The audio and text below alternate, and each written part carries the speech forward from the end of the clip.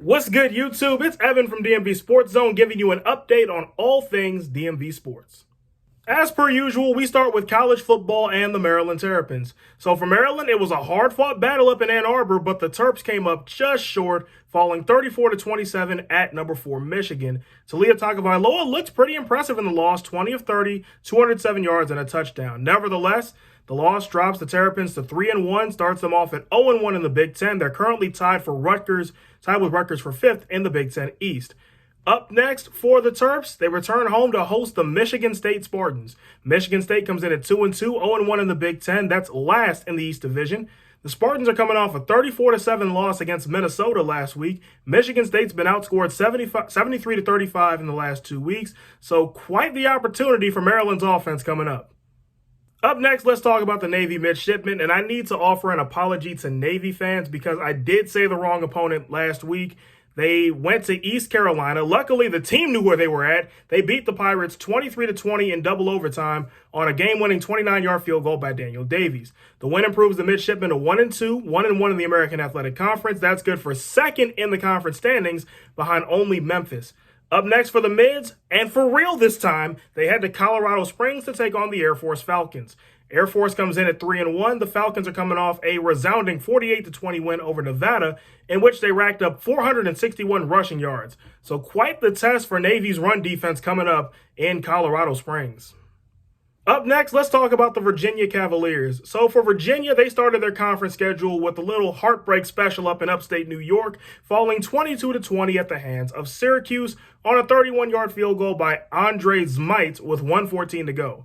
The loss drops the Cavaliers to 2-2, 0-1 in the ACC. That's good for 6th in the Coastal Division. Up next for the Wahoos, they head to Durham to take on the Duke Blue Devils. Duke comes in at 3-1. They have not played a conference game yet. The Blue Devils are coming off their first loss of the year, a 35-27 defeat at the hands of Kansas. But quarterback Riley Leonard did have 324 yards in passing in the loss, so Virginia will have their hands full on Saturday.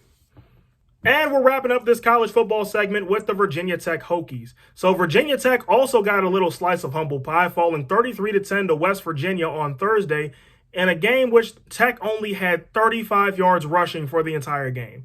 The loss drops the Hokies to 2-2 on the year, but still 1-0 in conference play, which means they're still first place in the Coastal Division. Up next for the Hokies, they head to Chapel Hill to take on the North Carolina Tar Heels.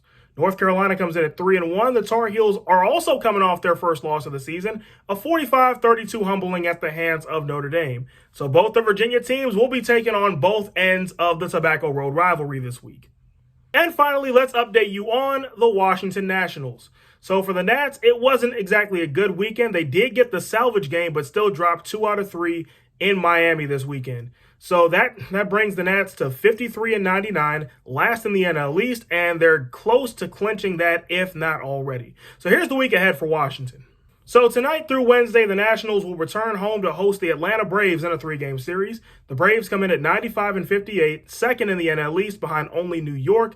As of right now, the Braves will be the 4th seed in the National League. They have clinched a playoff spot, and if the season ended today, they would play the Padres in the wild card round.